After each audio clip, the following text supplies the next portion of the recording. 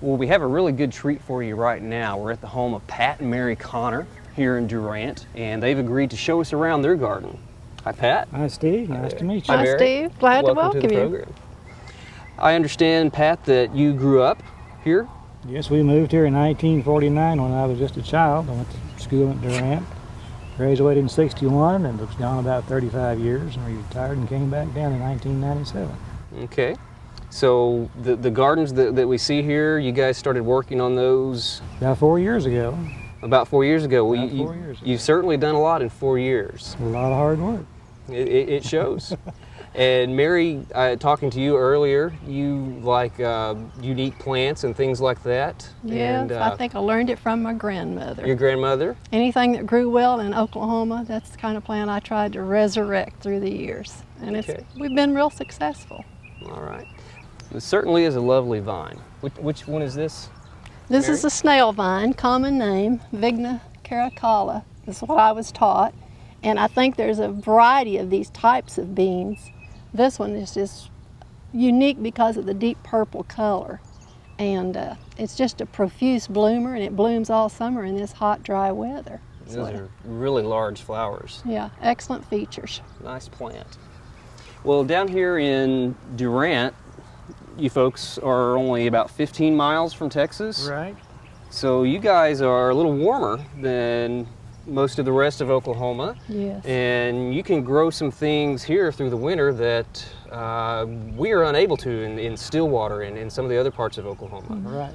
Right. Can you tell me a few of the plants you overwintered? Some of the things that fascinate me, I grew up in Oklahoma City, so it's always a challenge to see what would live here. The oleander has done great, and all of my amaryllis, it's nice not to have to pot them up every fall and take them inside. And our cannas do wonderful here. We do a little extra mulch, things like that, to shelter them and protect them.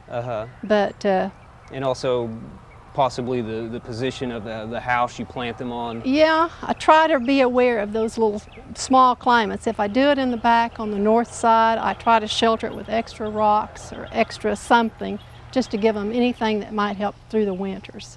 Okay, but those more tender plants are usually you put on the south side of your house. Right. Yeah, we have so far. Yeah. Okay. And as soon as I get maybe an extra 2 or 3, I'll try them in other climates to see how they work. That's a good thing to do. Yeah. Way to play with them like that. Yes. Well, I really like your water garden here, and there's a nice water lily in bloom there. All of our water lilies, we have 3 that I see only the one blooming today, but we have a deep magenta rose color and a real cream peach color. And these 3 varieties are super winter hardy.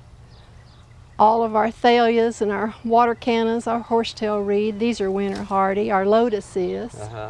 The only thing that isn't winter hardy is the parrot feather grass, and it went through the worst winter we've ever had. So okay, it survived this hard winter. All right, I've actually seen that overwinter in more northern parts of the state also. Well, that lily is certainly gorgeous. Yeah, I particularly like the way you've trimmed the sumac plants into small trees. Oh, yes. Did you guys plant these here, or were they here to begin with? Well, I think we brought those in from the fields just because they were so beautiful. The fall color is glorious. And it's just something really a pretty entryway in the fall when everything's beginning to be exhausted.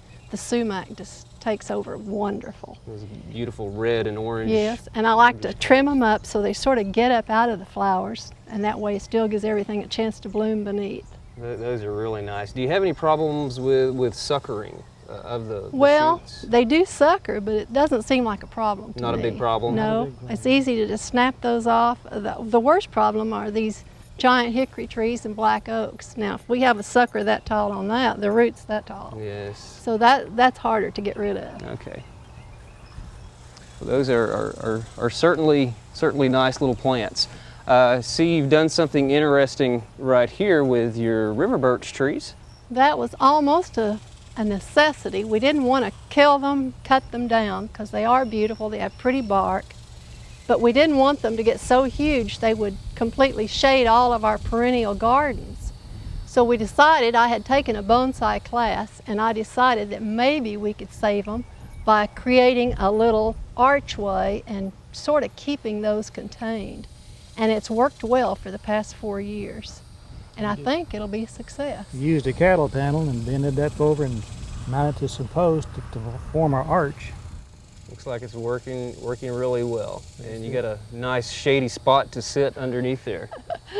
Well, you've got a nice, unique idea right over here for your pathway. This is the first time I've ever seen this technique. Can you tell me a Again, little bit that about was this? using found objects.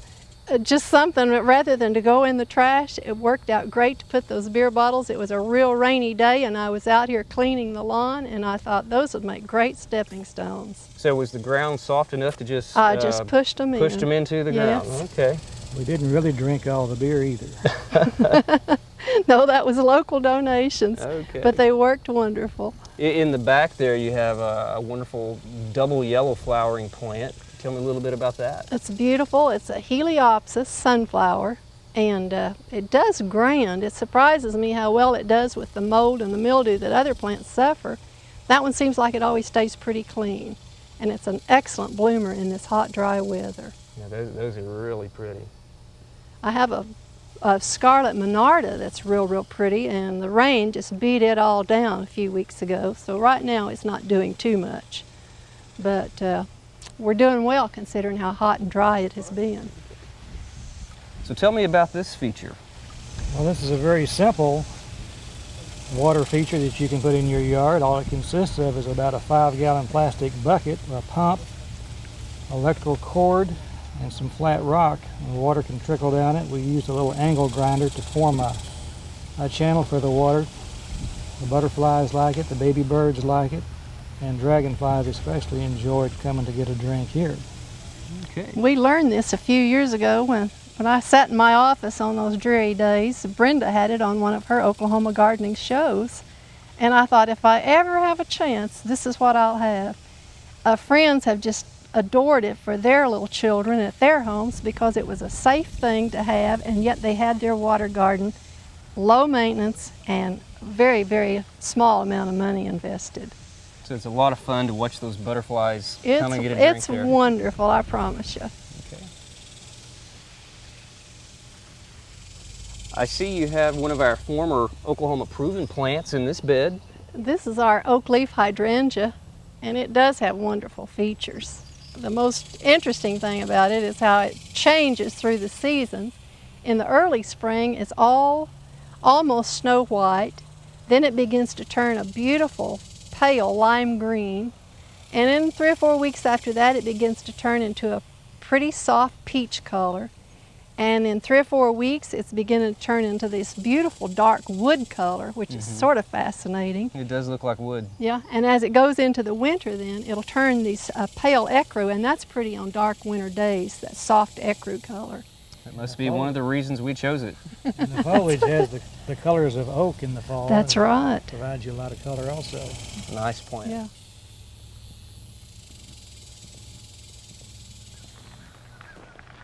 This looks like a fun little area. Can you tell me a little bit about this spot in your garden? Well, this at one time was an old rock storage building for keeping things cool. It was built over 100 years ago. It was made out of sandstone that was quarried on this place. In later years it started to spread out, so we took the building down and we left the foundation and we used the rocks in different places in the garden. And this is what we have left now to play with out here. My wife likes to decorate it for the kids and grandkids. Okay. So the grandkids play out here. Anybody else? Oh, anyone that comes out just loves to come over and look around and see what they can find. All the sweethearts end up back here when the grown-ups are over on that end of the garden. The grandkids always enjoy decorating. And it's a wonderful wintertime place to have little luncheons because it's always nice and warm in the worst winter days. This is always warm back here. A fun little spot in the garden. It's wonderful. Well, your pathways are very nice. Can you tell me about how you laid this out and what you did here? Well, under these trees, nothing would grow very good, so we put down plastic, and we covered that with what's called screenings. It has the dust that packed it down. The fines. The fines, and that We call it our little stream bed that comes down through here. We tried to incorporate the stone to make it look as natural as we could. And it's a nice place to be. At night it's safe for the grandkids to play. You don't have to worry too much about snakes and what you might step on accidentally. And it's actually extremely low maintenance. It packs down real firm, so it's an excellent walkway for wheelchairs, anyone with walkers. It's a nice, safe place for anybody that has problems with their yards. They would enjoy doing this. You don't have to worry about maintaining any lawn area when you have this. It's real easy care. The limestone from around the borders was native to this farm that was cleaned up 100 years ago. So we good way to recycle. Yes.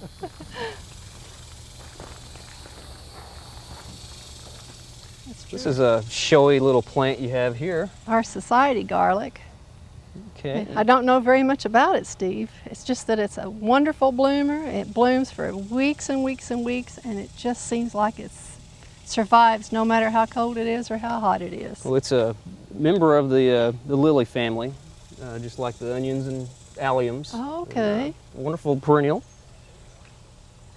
Well, in your area back here, I see you have some pots and plants in containers and all sorts of garden gadgets. This is our little greenhouse. When we retired, we didn't think about having a little business, and it has grown in the last 4 years into a wonderful hobby. So how did you get started doing the business here?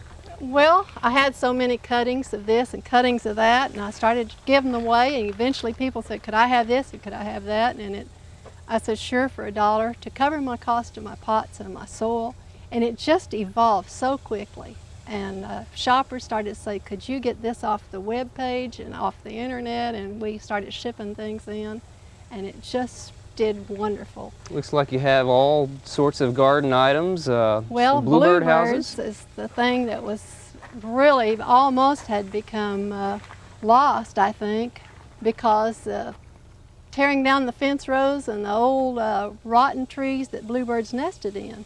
So Pat had the wonderful idea of building these to help people start putting them back in. And you can... I make them out of cedar, and they'll last a long time.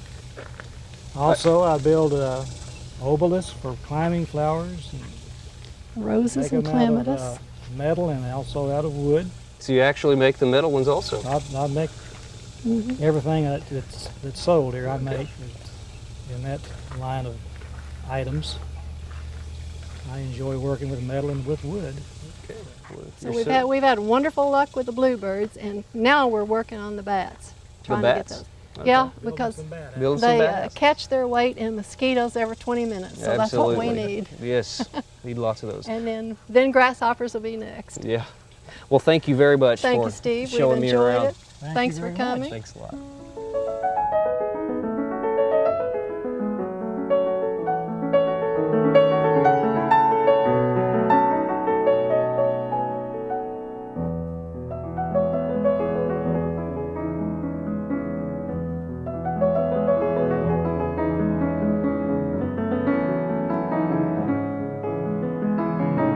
We hope you enjoyed this video. It's part of our OK Gardening Classics YouTube channel. You can also find more recent videos on our Oklahoma Gardening YouTube channel. And join us on social media for great gardening tips, photos, and discussion.